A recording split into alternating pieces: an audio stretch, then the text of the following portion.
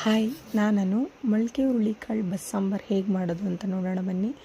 ಮೊದಲು ಪಾತ್ರೆಗೆ ಮೊಳಕೆ ಹುರುಳಿಕಾಳು, ಉಪ್ಪು, ನೀರು ಹಾಕ್ಬಿಟ್ಟು ಗ್ಯಾಸ್ ಸ್ಟವ್ ಮೇಲಿಟ್ಟು 3 ವಿಷಲ್ನ ಕೂಗಿಸ್ಕೊಬೇಕು.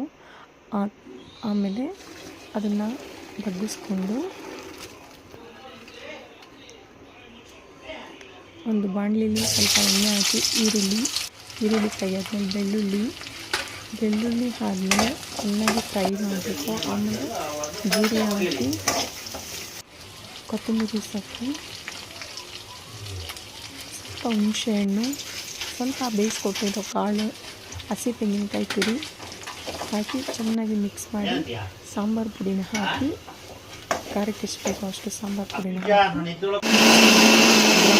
ಹಾಕಿ ಗ್ರೈಂಡ್ ಮಾಡ್ಕೊಂಡಿರೋ ಮಿಶ್ರಣ ಆಗಲೇ ಸೋಸ್ಕೊಂಡಿರೋ ನೀರಿಗೆ ಹಾಕಿ ಚೆನ್ನಾಗಿ ಮಿಕ್ಸ್ ಮಾಡಿ ಕುದಿಸ್ಬೇಕು. ಒಗ್ಗರಣೆ ಹಾಕಿ ನಂತರ ಕಾಳಿಗೆ ಒಗ್ಗರಣೆ ಹಾಕಬೇಕು.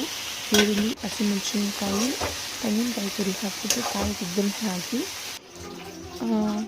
ಮುದ್ದೆ ಜೊತೆ ಕಾಳು ಪಲ್ಯ ಮತ್ತು ಸಾಂಬಾರು ಹಾಕ್ಕೊಂಡು ಬ್ಯಾಟಿಂಗ್ ಮಾಡ್ತಾಯಿದ್ರೆ ನೆಕ್ಸ್ಟ್ ಲೆವೆಲ್ಲಾಗಿರುತ್ತೆ. ಒಂದು ಸರಿ ಟ್ರೈ ಮಾಡಿ. ನನ್ನ ಚಾನಲ್ ಇಷ್ಟ ಆದರೆ ಲೈಕ್ ಮಾಡಿ, ಸಬ್ಸ್ಕ್ರೈಬ್ ಮಾಡ್ಕೊಳ್ಳೋದು ಮರಿಬೇಡಿ.